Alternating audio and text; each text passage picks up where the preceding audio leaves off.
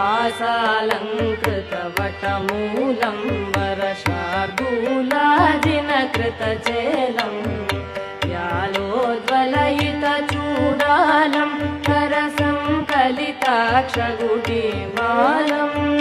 ध्यानामीलितनयनं बालमुपान्तस्थितजलदृशिजालं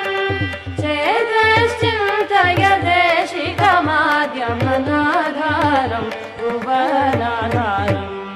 दक्षिणसख्यौ धृतवामाघ्रिं दक्षिणहरिदभिमुखसुमुखं भद्रासनजुषमुज्ज्वलवपुषं वृषरतनिजजनकलुषमुषं रुद्रं नतजनमायानेत्रा निरसनपटुतरचिन्मुद्रं चेतश्चिन्तयदेशिकमाद्यमनाधारं भुवनाधारम्